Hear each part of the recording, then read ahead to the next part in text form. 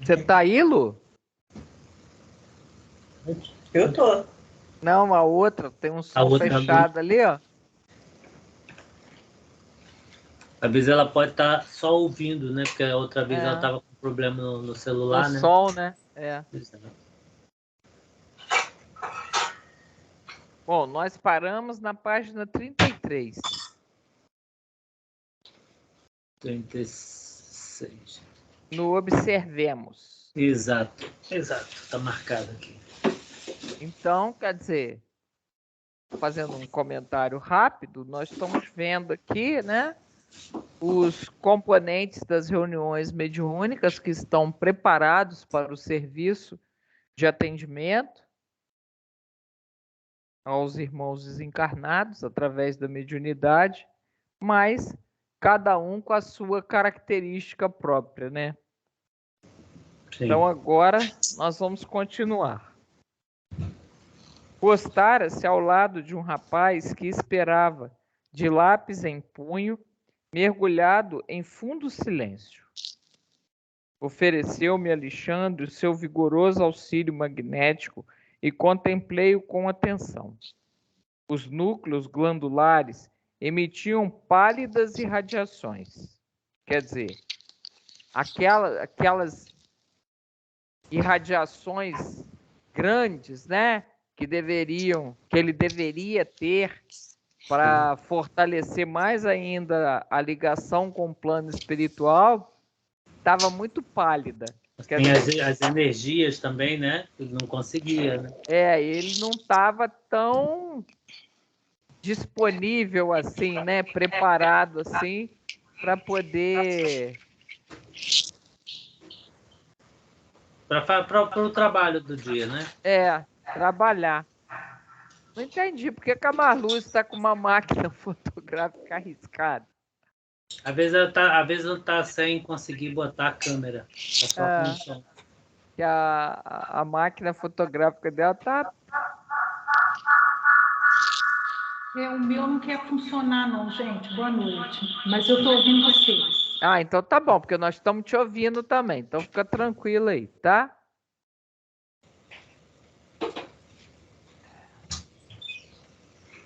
Então ele estava com as energias bastante debilitadas, né?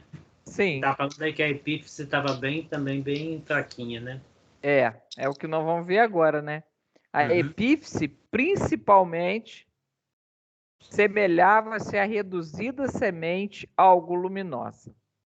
Quer dizer, estava bem difícil. Repare no aparelho genital, aconselhou-me o instrutor gravemente. Fiquei estupefato. As glândulas geradoras emitiam fraquíssima luminosidade e parecia abafada por aluviões de corpúsculos negros e a caracterizarem por espantosa mobilidade. Começavam a movimentação sobre a bexiga urinária e vibravam ao longo de todo o cordão espermático, formando colônias compactas nas vesículas seminais, na próstata, nas massas mucosas uretrais, invadiam os canais seminíferos e lutavam com as células sexuais, aniquilando-as. Quer dizer, estava uma guerra generalizada dentro dele, tudo na parte sexual. Exato. Se você quiser, Rosângela, eu tenho uma imagem aqui que pode mais ou menos ilustrar. Não, pode colocar. Deixa eu ver.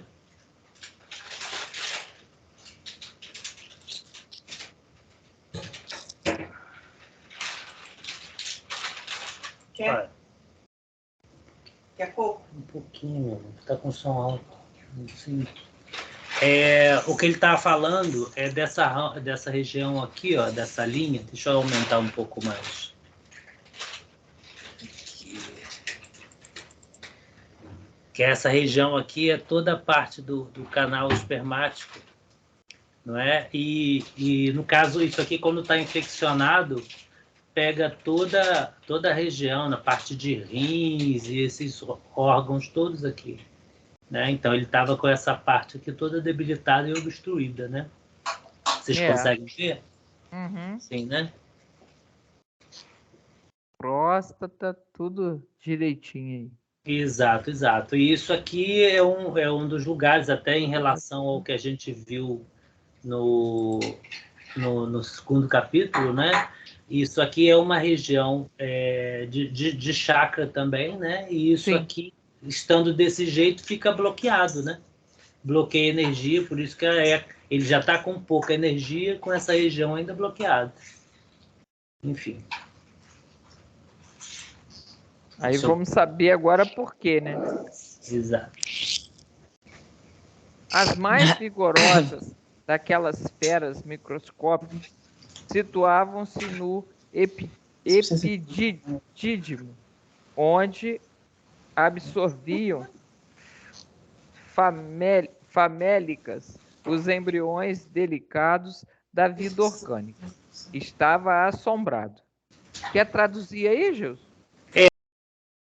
O que acontece? O epidídimo, né, que a gente viu naquela imagem, é justamente aonde são produzidas os espermatozoides e também que é onde faz o trabalho deles de mobilidade, né? Então, isso aí estava sendo destruído, né?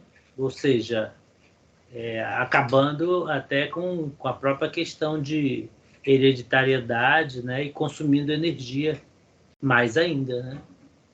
Que coisa, né? O epidídimo, mal comparando, seria mais ou menos a mesma função que tem a epífise com a questão energética do corpo. O epidídimo seria como se fosse um núcleo de energia dessa região, né? Então, ele estava sendo bloqueado também, destruído, né? Uhum. Estava assombrado. Que significava aquele acervo de pequeninos seres escuros?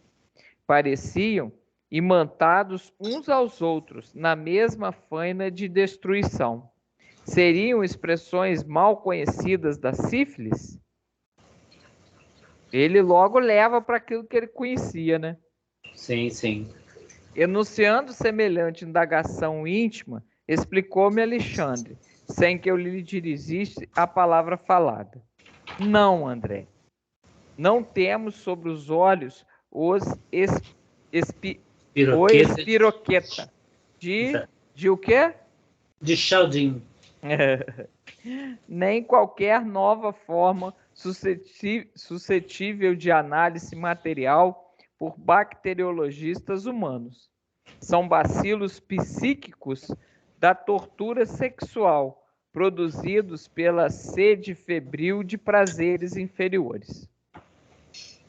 O dicionário médico do mundo não os conhece, e na ausência de terminologia adequada aos seus conhecimentos, chamemos-lhes larvas, simplesmente.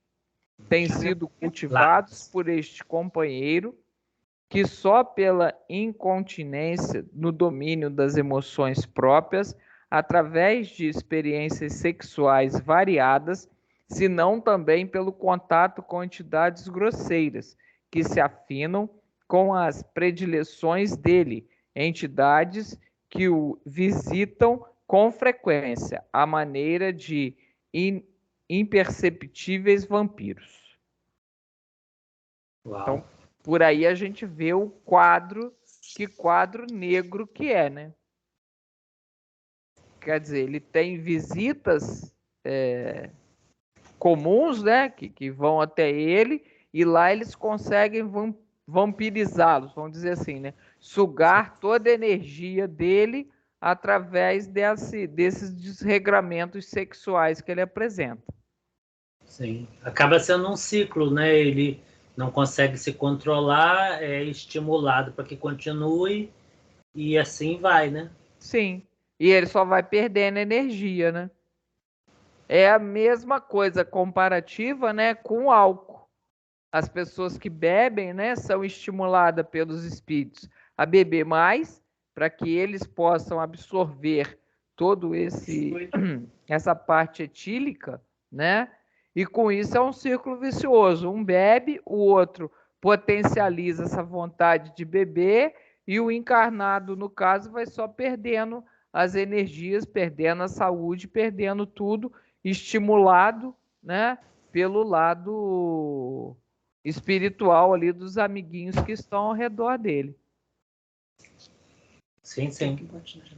Então a gente vê que isso é um círculo, né, como você falou, um círculo vicioso que vai se repetir com praticamente todas as drogas, né? Sim, todo tipo de vício, né? Porque se a gente for olhar por um lado, né, em todos os trabalhos, né, coisas que eu já li em livro, embora não tenha participado de reuniões mediúnicas, mas assim, o que eu já li um monte de material que se aconselha também, se tiver uma alimentação, que seja uma alimentação leve. Qualquer tipo de excesso não é interessante, né, para que o organismo esteja apto a receber a energia que vai ser trabalhada, né? Sim. E aquela coisa, né? Quanto mais limpo, né? O organismo, limpo no sentido de tudo, né? De energias deletérias, por isso que a gente fala, pelo menos no dia da reunião mediúnica, tente não brigar, tente não se desentender, tente manter uma leitura edificante, uma concentração, para que o organismo esteja mais ou menos preparado, que a gente sabe que preparado, e pelo que a gente vê, é impossível praticamente, mas pelo menos para você conseguir se ligar aos amigos mais superiores, né? Mesmo atendendo os inferiores, mas que seja uma vibração também, mais superior. É que você não cause mais atrito ao inferior, né? Também, né? Porque você desgasta mais ainda ele, né? Mas é engraçado, né? É que a gente é provocado, né? Parece. Mas é claro, Ele né? sabe os pontos fracos, aonde apertar. Mas quem já leu Aconteceu na Casa Espírita sabe que isso acontece realmente. Eles sabem os pontos fracos. Quando alguém não tem fisicamente um ponto fraco, eles vão no companheiro, no filho, no marido que tem ponto fraco para potencializar aquilo ali para poder chegar ao objetivo que eles querem, né? Atingir o objetivo. É afastar do trabalho, né? Sim. Ou então ir ao trabalho, mas desequilibrar totalmente o trabalho, né? O que também acontece, né? Agora, fazer uma pergunta pode ser de totalmente ignorância, né? Você estava falando assim, né? Ou o que ir ao trabalho, né? E de repente não ser uma ferramenta útil. Poderia, isso seria um pensamento quase que cinematográfico, né? Poderia ser um médium numa fase dessa inapta, de repente uma porta de entrada para um espião espiritual, se é que eu posso usar esse termo, ou realmente a reunião e a casa espírita é bem preparada e isso não aconteceria? Perdão, já juntando uma outra pergunta, a espiritualidade já aproveita também para fazer um doutrinamento desse irmãozinho que vai? Não, da maioria das vezes, pode ser que eu esteja errado, o Fernando também está aí para me ajudar, os mentores da casa fazem dão essa permissão. Porque às vezes o ambiente está tão pesado, as pessoas não se entendem lá dentro, ou é uma coisa de egoísmo, de vaidade, principalmente vaidade. Não, eu sou melhor que o outro, eu sou isso, eu sou aquilo. A reunião está sempre equilibrada porque eu estou aqui. Então, isso aí, essa vontade, sempre há. Só que a espiritualidade, junto com as vibrações superiores, não deixam que isso aconteça. Mas quando há necessidade, por algum motivo, de um teste, de uma prova, nós mesmos já passamos por isso várias vezes. Você vê a reunião toda desequilibrada. E aí no final vem a avaliação e aí fica aquele, mas o que aconteceu? O que aconteceu? Aí você vai avaliando e vai juntando os pedaços. Não foi um dia que chegou aquilo, já é o acúmulo de problemas que a reunião vem trazendo que desencadeia naquela ação ali. Ok. Que a gente pensa assim, não tem controle da espiritualidade superior? Lógico que tem. A gente vê até no início das reuniões como eles atuam preparando tudo. Né? Então, eles têm tudo sob controle. Só que muitas vezes isso é necessário que aconteça. E não é raro não, tá? Vou te dizer para que não, as pessoas aprendam, né? não é raro isso acontecer, não. De acordo com o nível das pessoas que estão na reunião, isso às vezes se torna até mais frequente do que a gente imagina. Isso às vezes é até bom quando você tem um grupo mediúnico que trabalha realmente em parceria, né? Porque aí no final, na hora da avaliação, aquele irmão que deu aquela brecha, né, que a espiritualidade usou, serve até para ele poder desabafar, para ele poder se tratar ali também, entendeu?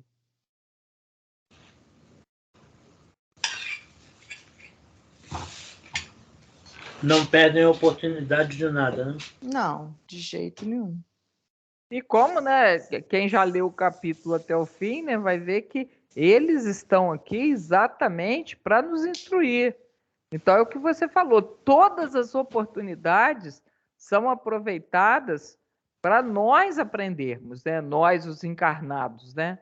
Para a gente tirar o melhor proveito disso tudo. Então ele continua aí.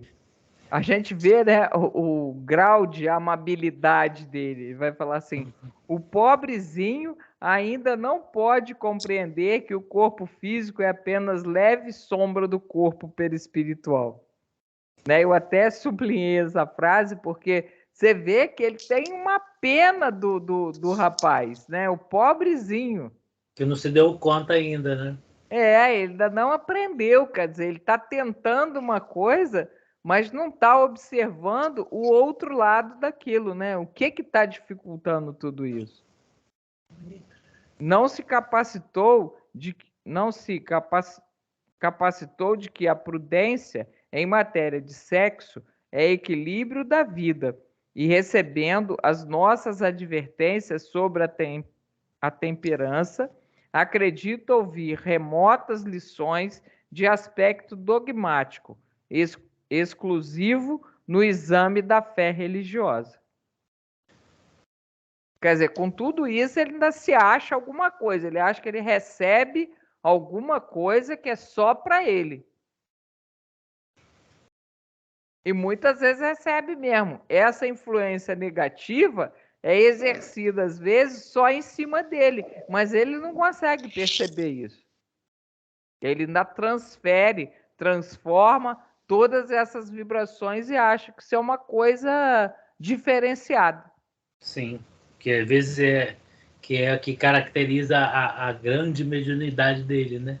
Exatamente. Ele não vê que isso é um poço, né, uma ponte de desequilíbrio e não de caracterização do tipo de mediunidade dele.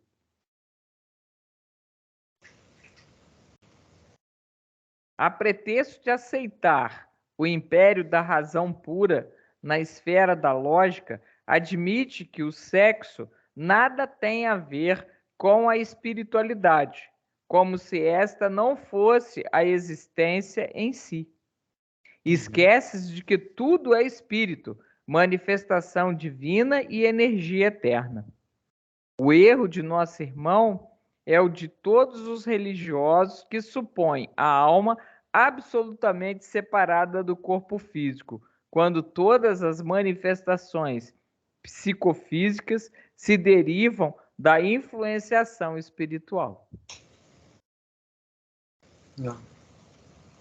Tem gente, a gente estava até comentando sobre isso essa semana, que dá muito mais valor ao físico do que ao espiritual. porque ele se considera encarnado, espírito, pelo físico, não pelo espírito. Então, isso leva a um apego exagerado ao corpo, às coisas materiais, a tudo que está ao redor dele na Terra. Mas ele não vê que isso é apenas um ponto diante da vida espiritual dele. Só um apêndice, né? E a gente sabe que o que reflete no corpo vem de onde? Vem do espírito. É do espírito. É o que a gente estava comentando na semana passada. As mazelas que trazemos não estão no corpo, estão no espírito. Então, se você não trabalha a sua reforma íntima, que ele vai falar aqui logo depois, se você não tem todo esse cuidado, você não consegue chegar a lugar nenhum. Por quê? Porque eu até anotei aqui, existem 3 etapas para a preparação do médium. A primeira é o estudo. Ele precisa estudar, que a maioria não faz. Vai para a mesa mediúnica, independente de qualquer estudo, ou então, como até a Fernanda citou o caso aqui na outra semana, diz que já sabe tudo e que não precisa estudar. A outra é a prática, quer dizer, a experimentação ali, naquele momento, na mesa mediúnica.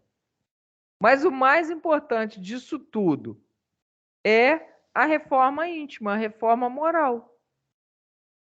Se você não faz a sua reforma moral, a sua sintonia vai viver sempre nos espíritos mais inferiores. Então tem muita gente, eu já tive colegas em reunião mediúnica que reclamavam, poxa, fulano dá passividade ao mentor da casa, dá passividade a espíritos que trazem mensagens de edificantes, mensagens superiores. Eu só consigo lidar com espírito inferior. Por quê? Isso é o que a gente mais ouve em Sintonia. reunião mediúnica. Sintonia. E diz o que eles falaram no início do capítulo, não tem sorte, né? Não tem sorte.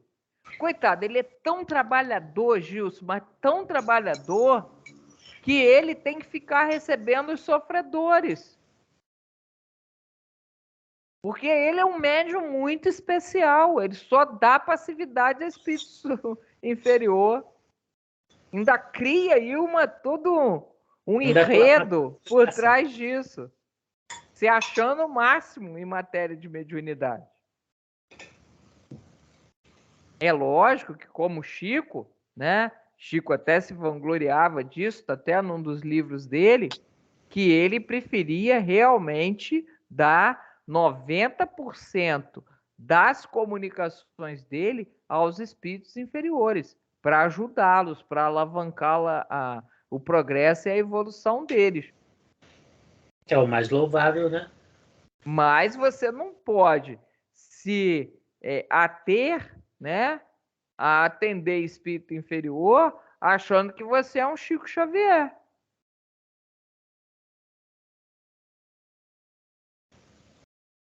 Então, isso é uma coisa muito importante que a gente tem que ter em mente.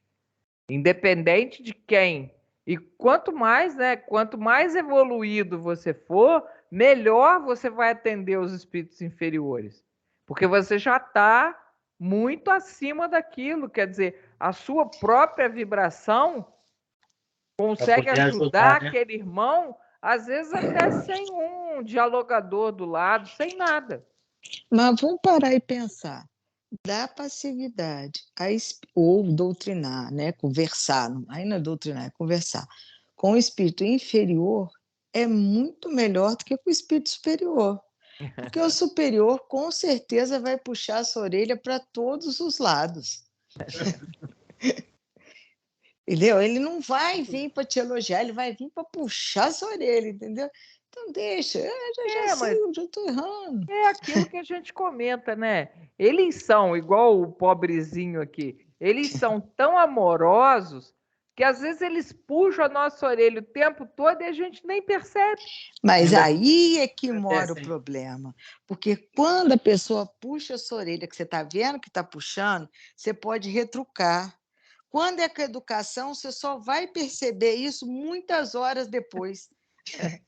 Pena que a Marluce saiu. É. A Eu Marluce que acho que tinha que ela, ouvir isso. essa usuária é ela, né? Não? É a Luciana. É, Luciana? É. Não, quem está aqui é a Luciana. A Marluce entrou e saiu. Ela está com algum problema lá. Mas isso é uma coisa assim. Ah, sou eu, Marlúcia. Ué, então foi a Luciana que caiu. A Marlúcia presenciou esse diálogo aí, se eu não me engano, acho que ela estava lá num dos evangelhos. Não fui eu também. Acho que ela entrou para os 2 lugares. Enfim. Entrou para os 2 lugares. É porque ela apareceu lá olha lá. Apareceu Sim. também no seu outro. Ela entrou, deve ter entrado no computador e no celular. Ah, ok. Ela falou, Mas- não, fui eu também? Não Não, entendi. não, foi ela. Sim, foi ela também que entrou. Ah, tá. Mas nós vemos muito isso acontecer. O quê? Essas pessoas que são chamadas a atenção e não percebem. Ah, ok. A gente percebe o que está acontecendo, mas às vezes a própria pessoa não percebe. Consegue Às vezes, captar que está sendo puxada. vai cair a ficha às vezes depois, ou então ela vem falar com você, mas eu não entendi aquilo que foi falado sobre mim, entendeu? Ela não consegue captar no momento o que está se passando. Porque a espiritualidade faz muito isso, né? Isso que a Fernanda falou. Carinhosamente. Chamar a atenção tão carinhosamente que você fica meio que perdido. Isso foi para mim, tem certeza? Por quê? Tem certeza? Isso não é para mim, não. Isso deve ter sido para outra pessoa. Eu nem passo por isso. Isso é comum também em palestras públicas, né? Você está sentado lá na palestra, aí você fica pensando assim, nossa, quem devia estar aqui ouvindo isso não está. Fulano tinha que estar Fulano não aqui. veio. Isso foi para ele. Mal sabe você que foi para você também. É aquilo que a gente fala. Quem que está sentado lá ouvindo? Não é o fulano, é você. E não é para você levar para o fulano aquilo, não. É para você aprender. Mas a nossa vaidade, o nosso orgulho ainda é muito grande, né? Sim. Tem demais. A gente ainda se acha o todo-poderoso. A A última bolacha. bolacha do pacote. Ah, os dois tinham que partir para a bolacha, né? Fala sério, é comida. A gente ainda tem o plano da paçoquinha, não morreu, não. E do chocolate. Eu Já até sabia. sabíamos, né, Fernando? Puxaram a Não, orelha. essa. Eu não falei nada para você, nem para mim. Novos mundos de pensamento raiavam-me no ser. Começava a sentir definições mais francas do que havia sido terríveis incógnitas para mim, no capítulo da patogenia em geral. Não saíra do meu intraduzível espanto quando o instrutor me chamou a atenção para um cavalheiro que tentava a psicografia. Aí eu até anotei aqui, eu sei que o Justo sabe, mas eu não sabia não. Fui procurar o que era patogenia. É o estudo de mecanismo pelo qual se desenvolve doença. O estudo das doenças. Patógenos, ou seja, os agentes que causam doença.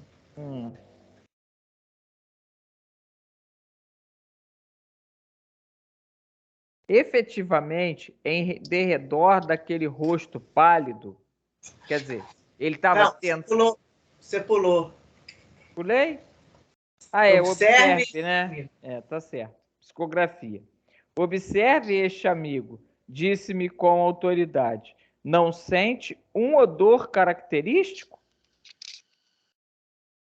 Efetivamente, em derredor daquele rosto pálido, assinalava-se a existência de atmosfera menos agradável.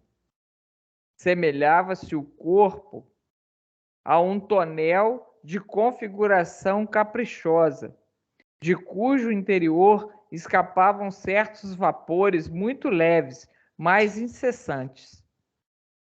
Via-se-lhe a dificuldade para sustentar o pensamento com relativa calma. Não tive qualquer dúvida. Devia ele usar alcoólicos em quantidade regular. Turminha boa essa, hein? Nossa, excelente, né? Nossa, um come demais, o outro faz sexo demais ou fica pensando nisso toda a vida, o outro bebe. Vali-me do ensejo para notar-lhe as singularidades orgânicas. O aparelho gastrointestinal parecia totalmente ensopado em aguardente, porquanto essa substância invadia todos os escaninhos do estômago e, começando a fazer-se sentir nas paredes do esôfago, manifestava a sua influência até o bolo fecal. Quer dizer, estava de cima até lá embaixo, né?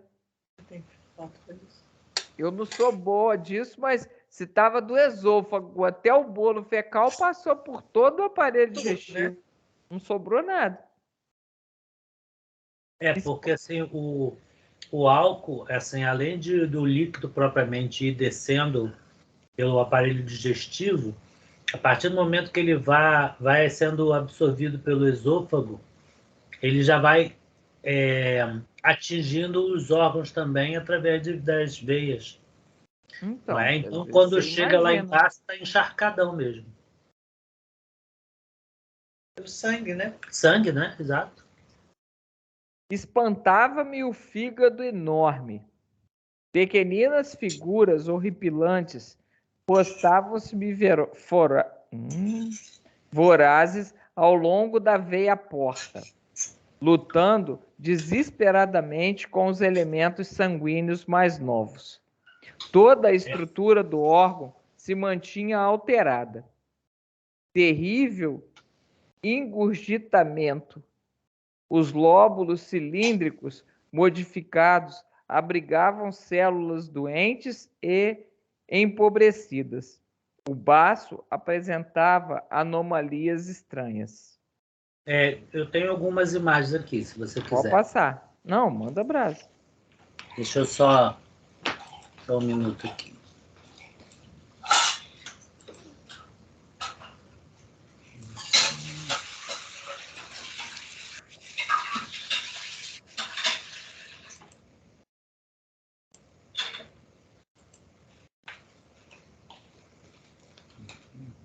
Onde está a nossa amiga?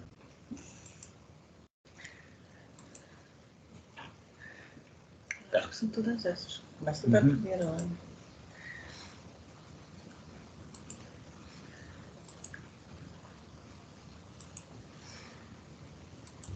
Não, aqui a gente pode mais ou menos... Vocês estão vendo a imagem? Sim. A gente pode ter mais ou menos uma ideia do que ele estava falando, né? Que o álcool entrando aqui, além de ele fazer o percurso mecânico, né? Descendo pelo esôfago e tal, estômago e tal, ele também vai pelo sistema, a partir do momento do primeiro contato, já na língua, ele já começa a entrar pelas veias e artérias, né? Então, pelo sangue. E quando chega nessa, quando chega aqui na região do bolo fecal, como ele falou, né? O organismo está todo contaminado, no caso da substância, né? Do álcool. E aí aqui ele está falando, né, que o baço fica comprometido porque o baço também é uma espécie de filtro, principalmente de líquido, né? E o álcool aumenta bastante a temperatura do organismo. E o que ele estava falando da veia porta é porque justamente o fígado, que também serve de filtro, quando ele está encharcado, ele entra em colapso. E a veia porta, não é? Nessa parte de baixo aqui, não é? Ela, obviamente, por ser veia, ela está com toda a estrutura ainda do sangue com pouco, com ausência de oxigênio, né? Mas organicamente ela está equilibrada, que é só isso. E com o álcool, ela fica colapsada, né? Então, eu até li uma época também, por umas pesquisas que eu fiz sobre o negócio de alcoolismo, que também é um dos motivos que o sangue também fica bastante espesso, porque é como se fosse aquele mesmo processo que faz daquela galinha ao molho pardo, né? Que bota no sangue, que ele fica coalhado. Então, o álcool tem esse poder daqui. Isso dificulta também o trabalho do fígado, né? Enfim, é mais ou menos isso. Que coisa, né? E é como... Ah, tá.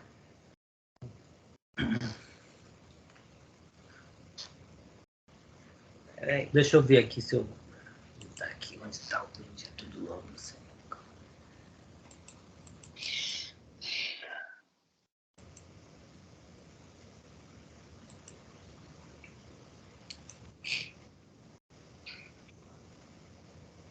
Ah, tá.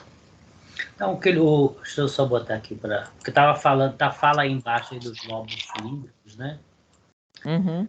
Porque o que ele está falando é o seguinte, aqui nessa região mesmo da veia porta, né? O que ele fala dos lóbulos cilíndricos é que justamente a estrutura dessas células, né, que são realmente nesse percurso, né? Elas têm a estrutura anatômica cilíndrica, que é como se fosse um grande filtro, né? Mais ou menos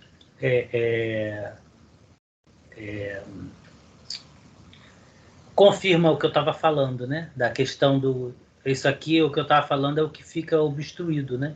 Os lóbulos cilíndricos por causa do efeito do álcool, né? Porque o álcool também, apesar de fermentado, é glicose, e glicose em estado grande, né? Por isso que obstrui. E aqui está mostrando mais ou menos uma visão histológica, né? Que aí já é um pouco mais complicada a nível microscópico. Isso aqui vai ficando tudo coagulado, né? Que a gente vai vendo aqui todo o sangue que estaria desoxigenado, mas ainda organizado para ser limpo quando o oxigênio novo entrar, vai ficando com essas placas todas, né? Coagulado. É o que ele está falando aí. E aí, para passar na veia, complica, é isso? Exato, para passar na veia complica e dificulta mais que o organismo faça a limpeza. O que acontece? A gente respira, o oxigênio entra, vai por todos os órgãos e faz as trocas gasosas no pulmão, que vai para o sangue, aquele processo que a gente aprendeu na biologia, e vai limpar o sangue. Esse oxigênio vai fazer a queima de todos os alimentos que a gente tem, dos líquidos, dos alimentos sólidos e tal. Quando você bebe o álcool, principalmente no excesso, esse processo o nome não é esse que eu não lembro, né? Mas é uma associação. Esse processo de coagulação que o álcool vai fazendo vai criando placas que dá mais dificuldade para o organismo processar a limpeza. Então, quando é uma coisa, uma bebida social, né? Como se bebe socialmente, não é? O organismo consegue fazer essa resposta de limpeza, mas tudo em excesso não dá tempo. Sim. Com não o responde. período, com o tempo, isso vai ficando sequelas nos órgãos, né? Porque vai exigindo demais deles, né? Eles também gastam mais rápido, né? Vão perdendo as energias. Isso aí. Os alcoólicos, esclareceu Alexandre, com grave entonação, aniquilavam-no vagarosamente. Você está examinando as anormalidades menores. Este companheiro permanece completamente desviado em seus centros de equilíbrio vital. Todo o sistema endócrino foi atingido pela atuação tóxica. Todas as glândulas. Inutilmente trabalha a medula para melhorar os valores da circulação. Em vão, esforçam-se os centros genitais para ordenar as funções que lhes são peculiares, porque o álcool excessivo determina modificações deprimentes sobre a própria cromatina. E, Rosângela, só uma parte aí. A cromatina é justamente que faz a sequência nossa de DNA, né? Então, o álcool começa a mexer nessa parte. Por isso que alguns estudos dizem até que o alcoolismo é uma doença, né? E alguns já estão até estudando a questão de ser hereditária, né? Sim. Porque você já vai também até impregnando a nível físico. Isso faz mudanças nesse DNA? Pode fazer. Nossa. Pode fazer. Por isso que daria para ser hereditário, né? Porque se você mudou o DNA e ele vai ter um filho, todas essas características novas vão passar para o filho dele. É isso? Provavelmente. É o que se estuda a nível médico normal. Mas ainda não está comprovado. Não é comprovado, né? Uhum, mas e seus avós eram alcoólatras e seu pai não. Mas os seus irmãos, sim. Porque, por exemplo, eu tenho um exemplo de família. Meu avô era alcoólatra, pai do meu pai. Alcoólico, né? Alcoólatra, enfim. E tanto é que o meu pai saiu de casa cedo por causa dessa situação, enfim. E ele tinha uma dificuldade muito de conviver com pessoas que bebiam. E ele fazia um trabalho grande para não beber. Nunca bebeu álcool e tal. Mas os meus irmãos foi um efeito cascata.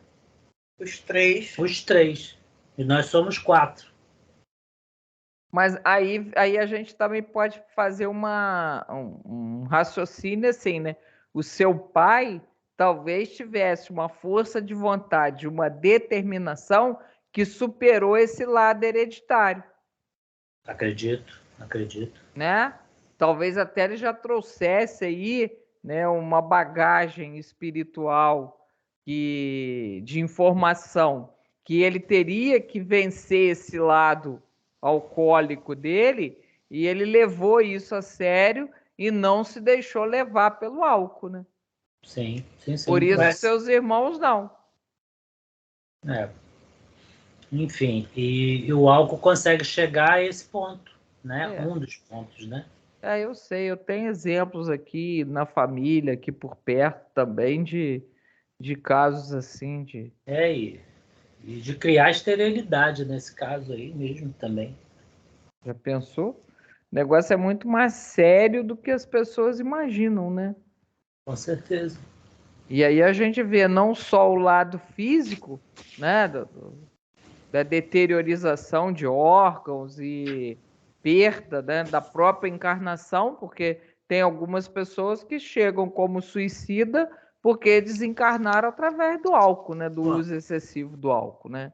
Sim. Mas também o lado espiritual da coisa, né? Pessoas que perdem oportunidades dentro da espiritualidade por se deixar levar pelo álcool. É interessante, o Rosângela, estudando isso aqui agora, fígado e baço, né? Que ele fala bem aqui. Você lembra que a irmã Neucina falou da energia vital armazenada debaixo do fígado e do baço? Sim. Interessante. Não lembrei disso não, mas agora você falando, a gente lembra que tem tudo a ver. Isso, que ela falou isso.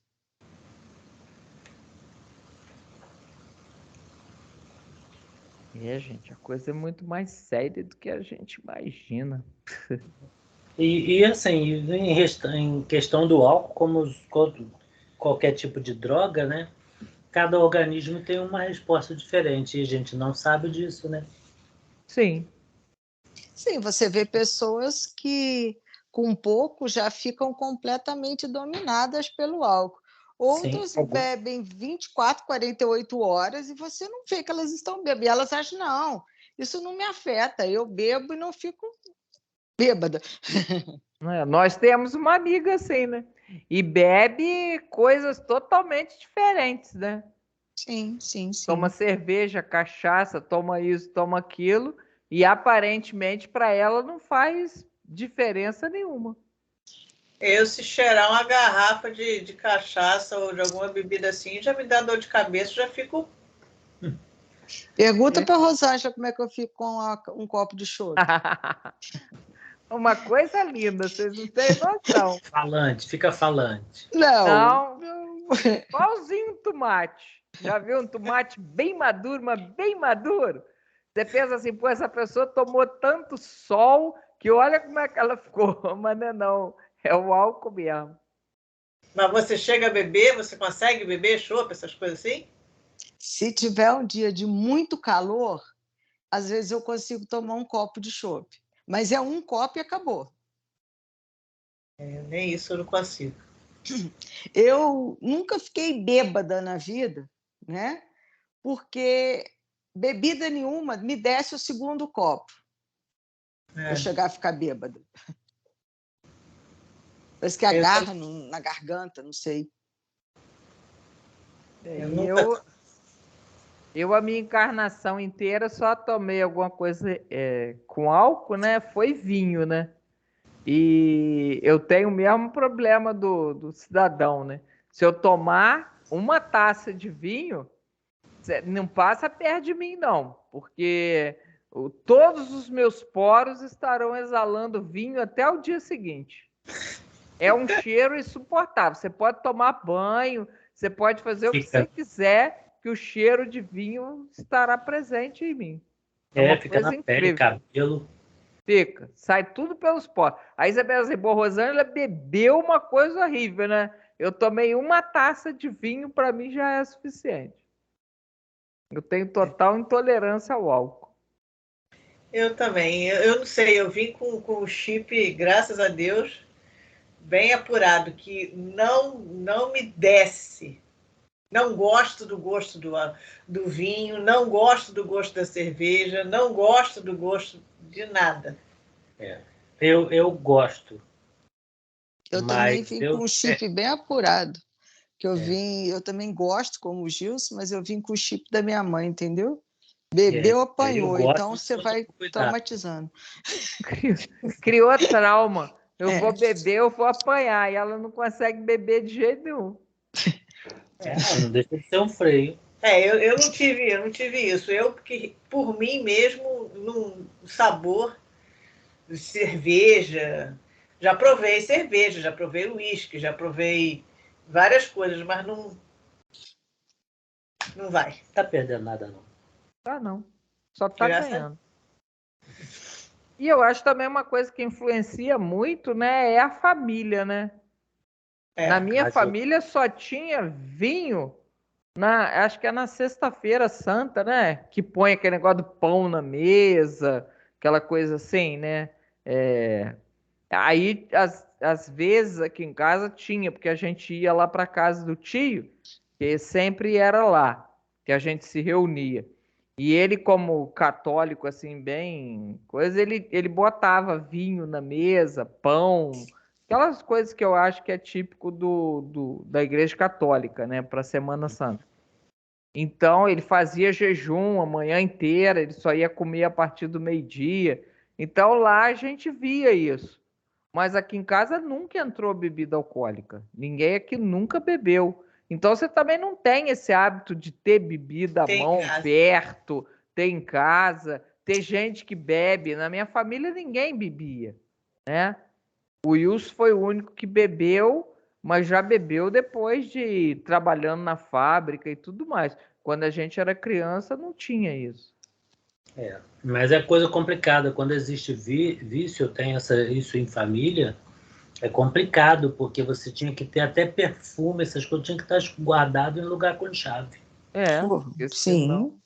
Eu Bebe tinha... perfume, o que tiver de álcool. Eu tinha um tio que trabalhou muitos anos no laboratório, se aposentou, e aí um senhor que conhecia ele, que era dono de laboratório, convidou ele para ir trabalhar, porque ele era uma pessoa muito inteligente nessa área de laboratórios e tal. E um dia ele chamou minha tia e falou com a minha tia, falou, olha, infelizmente o Salles é a melhor pessoa que eu já conheci, mas eu não posso contratá-lo, eu tenho que deixar ele freelance, porque vários funcionários já viram ele bebendo álcool aqui dentro. Álcool, garrafa de álcool mesmo. Então, eu não posso dar esse exemplo para os meus funcionários. Como é que o meu diretor, meu braço direito aqui dentro vai beber? E é isso aí. A pessoa, quando descamba para isso, é Perde terrível. o controle, né? Sim. E o pior é que não adianta você falar, a pessoa se acha certa, é isso mesmo, Não, entendeu? ou então diz, se eu quiser eu paro. Mas eu tenho controle. É, também. Quando a pessoa começa a falar isso, é porque ela já perdeu o controle. Eu gosto de bebida, tento tomar muito cuidado. Tenho o gatilho do espirro, que eu começo a espirrar pra caramba. E Tem o controle aqui também, né? tem o controle da Lu. E eu, assim, se eu tiver aborrecido, mal-humorado, qualquer coisa fora do normal, aí é que eu não bebo mesmo. Porque eu fico com medo de ter gatilho. Sim. Que aí Eu você falo vai isso com a aproveitar. Rosângela. Eu não gosto de ter bebida em casa. Até a minha mãe já acostumou a gente isso, a não ter bebida em casa. Porque você tem, tudo vira motivo para você ir lá e tomar um golinho. Ah, tá frio, vou tomar só um golinho para esquentar, não sei o quê, não sei o quê. Então é melhor você não ter em casa. É. Eu às vezes consigo, já para a gente voltar já pro texto, eu consigo ter controle. Às vezes tem cerveja que fica meses aqui. 6 meses, 7 meses. Não mexo. Mais. Mais quando eu vou em casa de amigos, às vezes, mas não, até que. Mas mesmo assim é bom evitar, melhor. Depois que a gente estuda um pouquinho, a gente vê que é bom evitar mesmo. Sim. Tebaldi trabalha os rins na excreção dos elementos corrosivos, porque a ação perniciosa da substância em estudo anula diariamente grande número de néfrons. Onde está? Aqui. Né? Eu também estou meio perdido. Né? Ah, já achei. O pâncreas. Acharam? Agora vai ser o pâncreas, não é isso? O pâncreas, viciado, não atende com exatidão ao serviço de desintegração dos alimentos. Larvas destruidoras exterminam as células hepáticas. Profundas alterações modificam-lhe as disposições do sistema nervoso vegetativo e, não fossem as glândulas sudoríparas, tornar-se-lhe-ia talvez impossível a continuação da vida física. Assim, os néfrons, no caso, ele já está destruindo aqui. Os néfrons já são nos rins, né? Que são aquelas circunvalações do rins. E aqui as glândulas sudoríparas, assim, o que ele não fica pior é porque ele sua. E bota para fora. Que o organismo ainda tenta recuperar. Talvez até auxiliado a nível espiritual, não sei. É o meu caso, né? Que eu fico com cheiro e você pode tomar banho que não sai. Ainda tá saindo álcool pelos poros. Quer dizer, acho que se eu insistisse mesmo, eu ia acabar desencarnando com esse negócio de bebida. Não conseguia dissimular minha admiração. Alexandre indicava os pontos enfermiços e esclarecia os assuntos com sabedoria e simplicidade, tão grandes que não pude ocultar o assombro que se apoderara de mim. O instrutor colocou-me em seguida ao lado de uma dama simpática e idosa. Após examiná-la, atencioso acrescentou: bom, alguém quer acrescentar mais alguma coisa dos alcoólicos?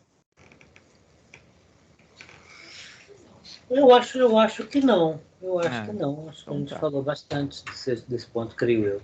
Eles Agora estão nós... falando aqui do álcool, né? Se o álcool, que é uma coisa mais branda, faz isso, imagina a droga.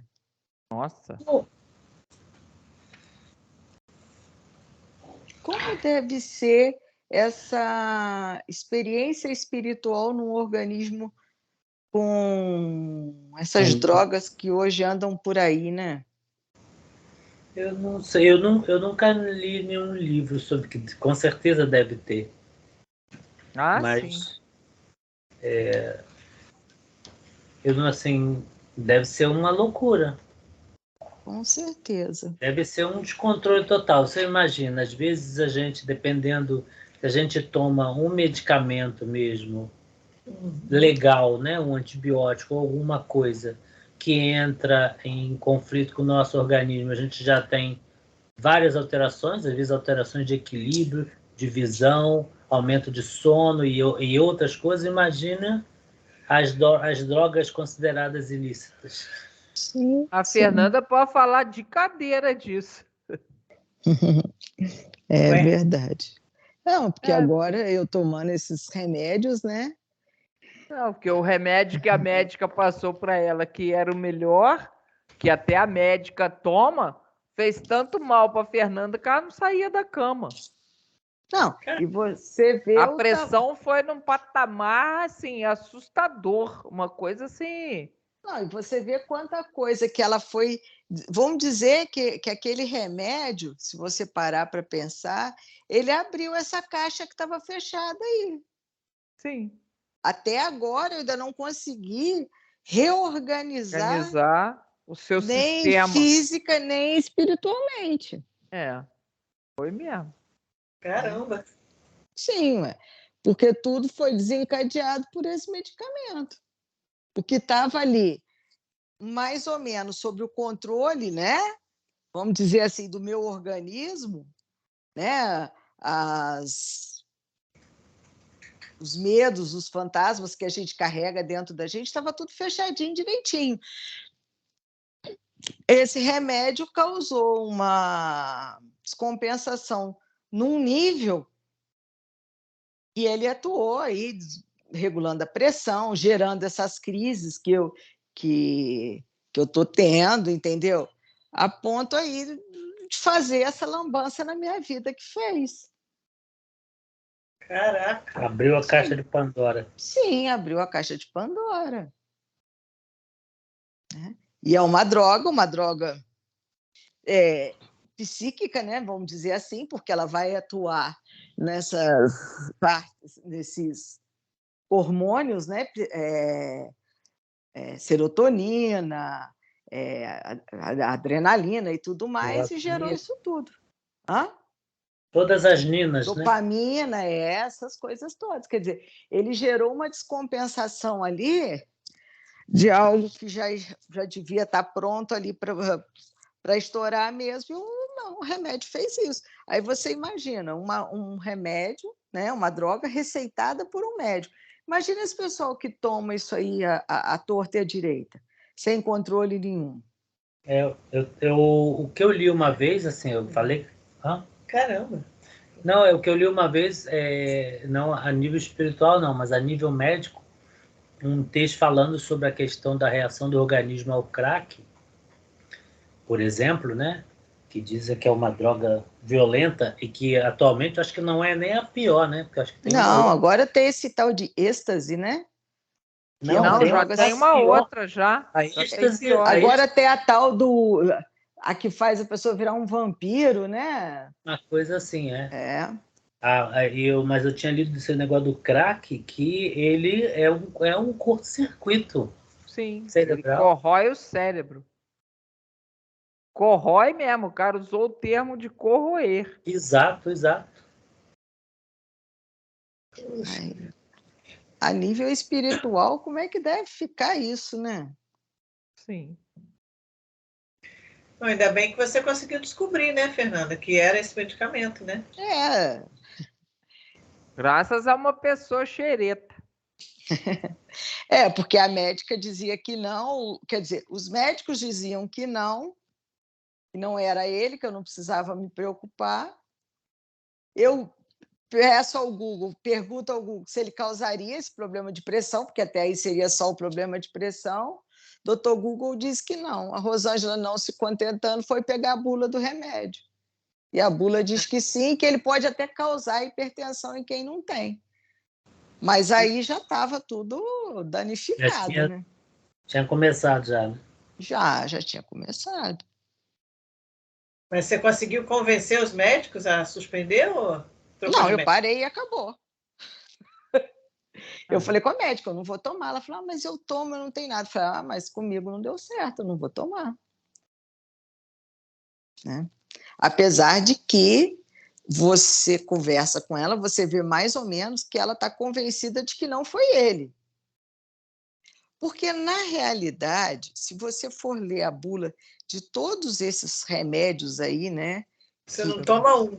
Não, que tratam da ansiedade e da depressão, eles te mostram que, no início, eles pioram a pessoa, para depois começar a tratar.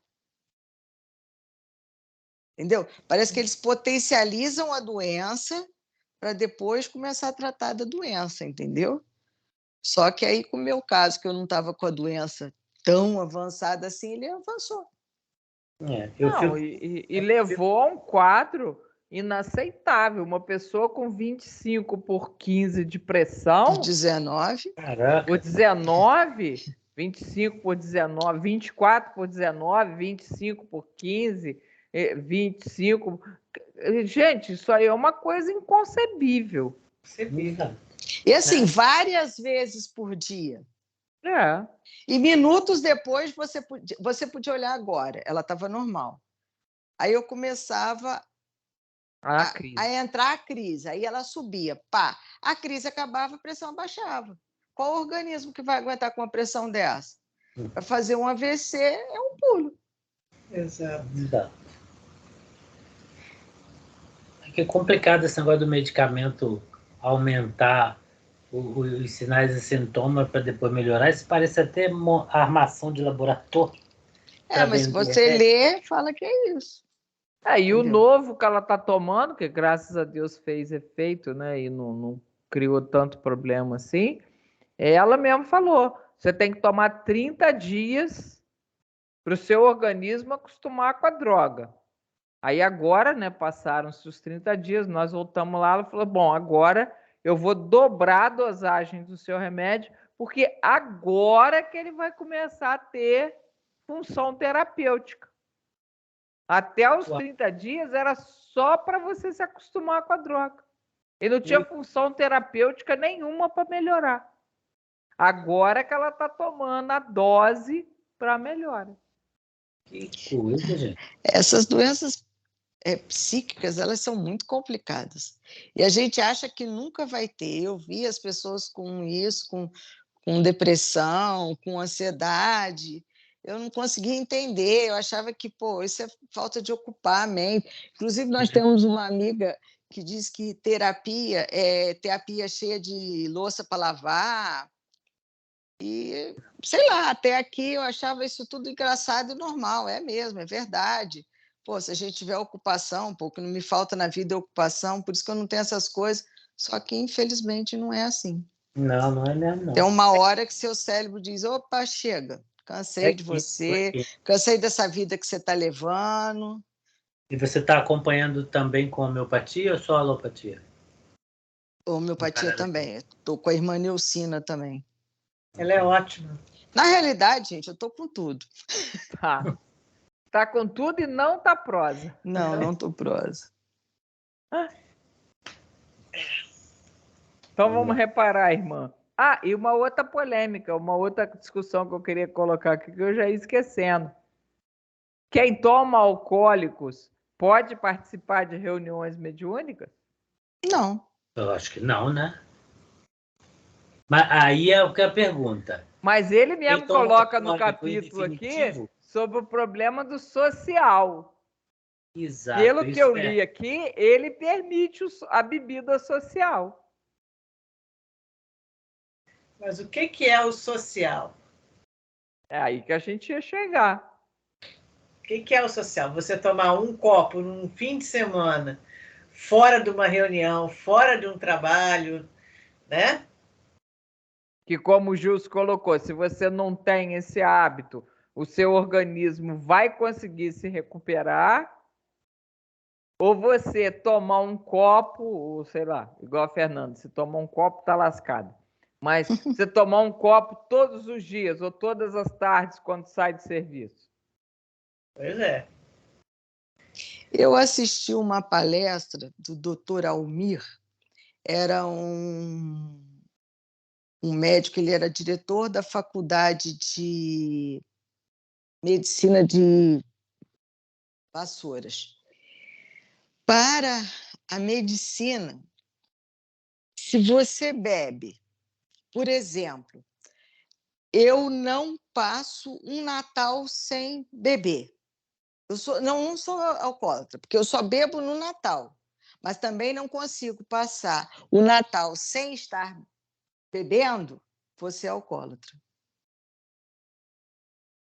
Que é o hábito, né? Sim.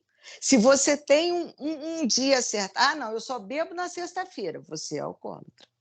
Entendeu? Se você não tem. Não. Sei lá, uma vez por ano eu tomo um copinho, né? Tudo bem. Mas se você tem uma data da qual você não passa sem beber, para a medicina você já é considerado um alcoólatra. Eu não vou em reunião de amigos se eu não beber. Então, sabe, aquilo que você não consegue fazer, ele explicou muito bem isso numa palestra que ele deu para a gente. Se você não consegue estar naquele lugar sem uma bebida, então você é alcoólatra. Tanto que é lógico que eles não divulgam isso, né? Mas você quer ver um local onde é grande a quantidade de alcoólatras?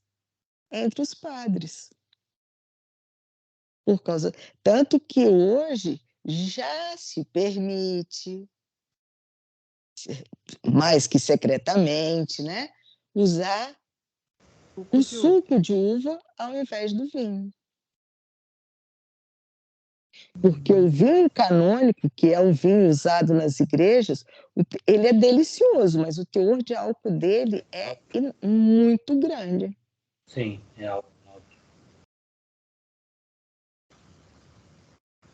Imagina, E acabava viciando. O que reza a missa 3, 4 missas por dia. Você imagina, mesmo dissolvendo em água. E às vezes tem padre que você vê, só deixa botar um pinguinho de água, nem dissolve. Exato. É complicado isso. Uma vez eu questionei a uma prima que faz parte do grupo de Emaús aqui, porque o grupo de Emaús de Valença, para os trabalhos que eles fazem durante o ano, eles têm, acho que é em novembro, outubro ou novembro, todos os anos eles fazem uma festa de queijos e vinhos para arrecadar dinheiro para o Emaús. É vendido para quem quiser e tal. Aí eu falei, poxa, vocês lidam com jovens, mas eles não veem problema nisso. Entendeu? Não veio. Essa semana mesmo eu estava mostrando para a Rosângela, uma pessoa que é, digamos, mais ou menos da minha família, que é espírita, faz parte de grupo de jovens espíritas, evangelização espírita e tudo mais. Tem várias fotos nas redes sociais dela com cerveja na mão. Eu não vejo isso de forma legal, entendeu? Eu acho que isso é incentivo às outras pessoas a beberem.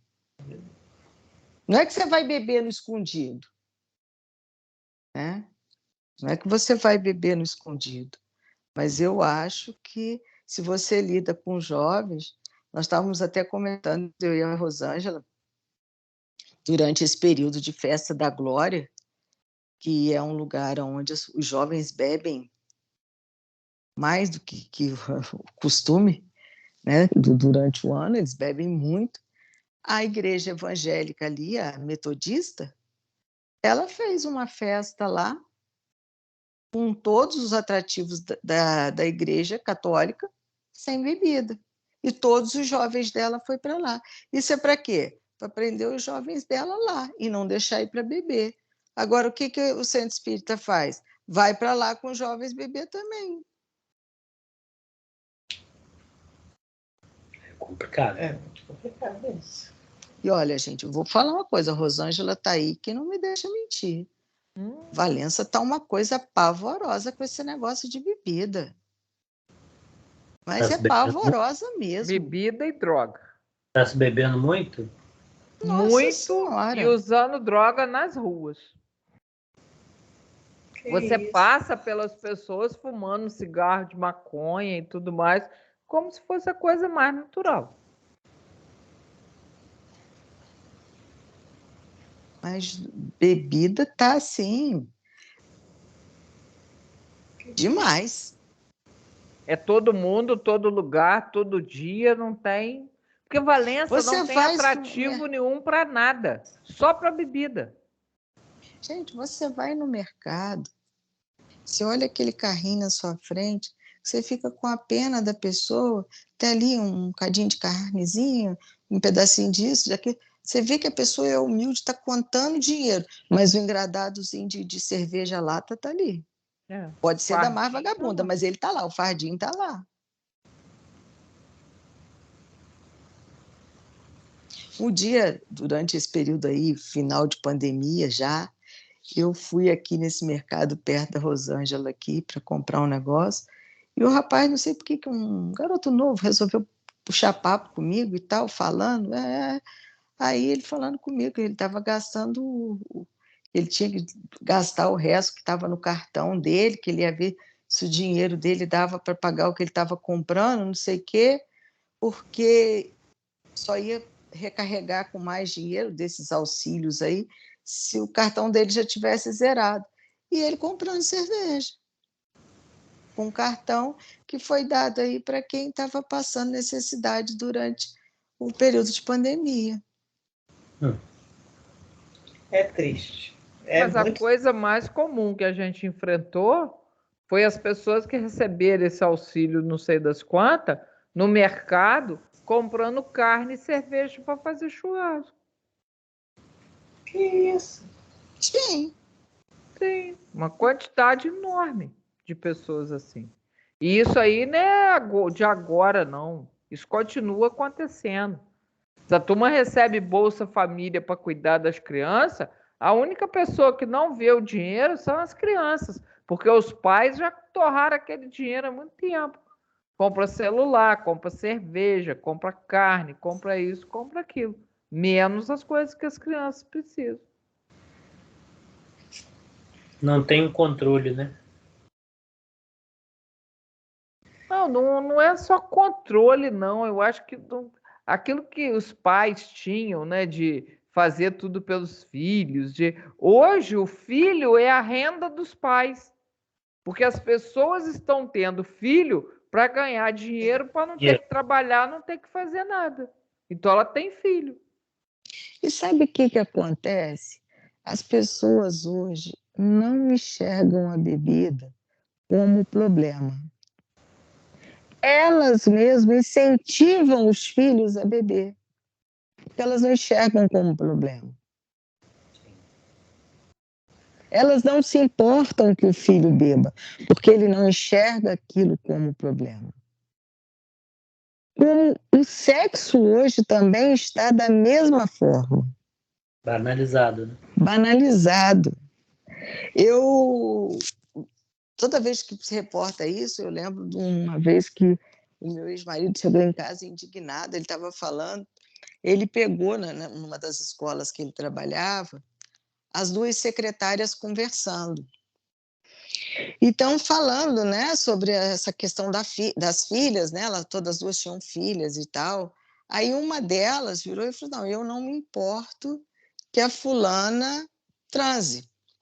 De boa, já levei ela no ginecologista, ela já está tomando remédio para engravidar e tudo, Não há problema. A única coisa que eu quero, que eu já falei com ela, é que quando ela fizer, ela me conte.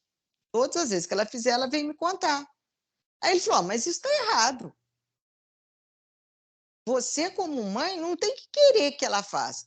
Mas se já que você não se importa que ela faça, ela não tem que contar para ela a intimidade dela. Você não conta a sua intimidade para ela. Quer dizer, essa inversão de valores, né? Os pais viraram amiguinhos. Não, você me contando está de boa. Né? Não funciona bem assim. E ele tem esse medo de engravidar, mas e das doenças? Aí você pega um André Luiz da vida, você vai olhar as doenças psíquicas em torno disso. Essas meninas que são sempre acusadas hoje, e algumas sem razão, outras talvez com um pouco de razão. Ah, eu não vou assumir seu filho, eu não sei se eu sou o pai.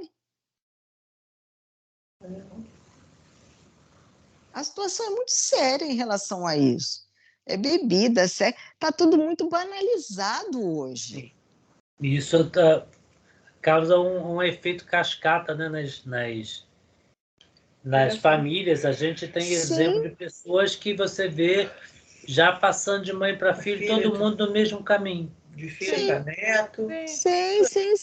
Historinha. Lá na obra social tem isso demais.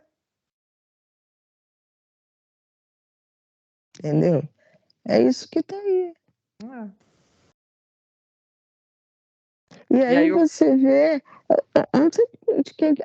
hoje de manhã, nós conversávamos sobre isso a respeito de uma pessoa conhecida nossa, que é discriminado dentro da família porque não são todos filhos do mesmo pai, da mesma mãe e tal. Eu falei: Rosane, isso antigamente, né? Porque hoje é tão diversificada a família, né?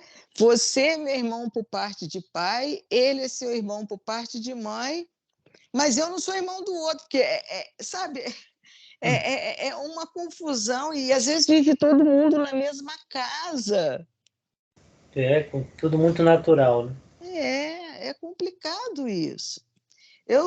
A Carla, minha irmã, tinha um amigo,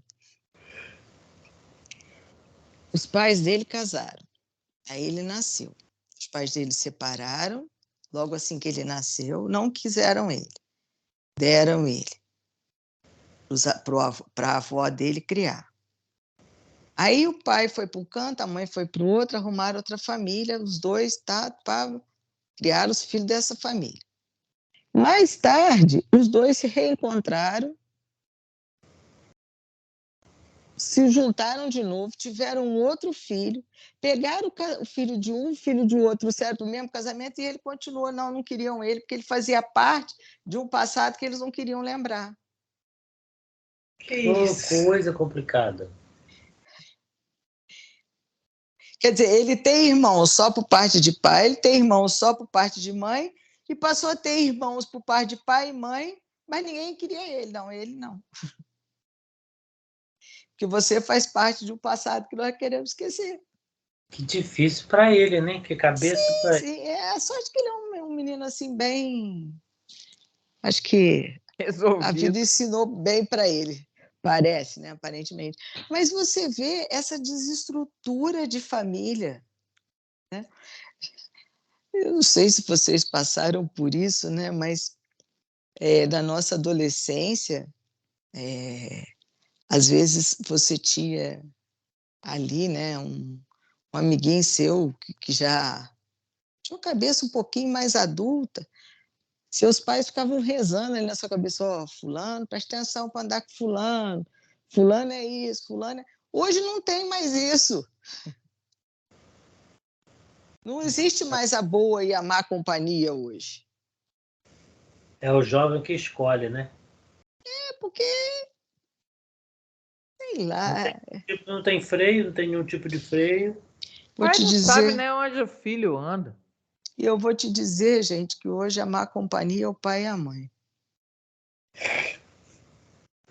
Sério isso, hein?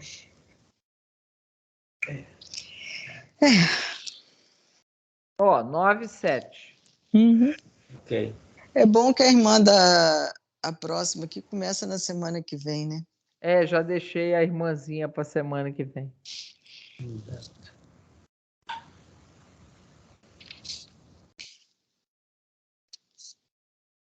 Está marcado aqui. Hoje é dia 13, né? 14. 15. Aqui já Não, é 15. 15 é. Aí é 15. Aqui ainda é 14. Ainda são 9 e 10. 9 e 8.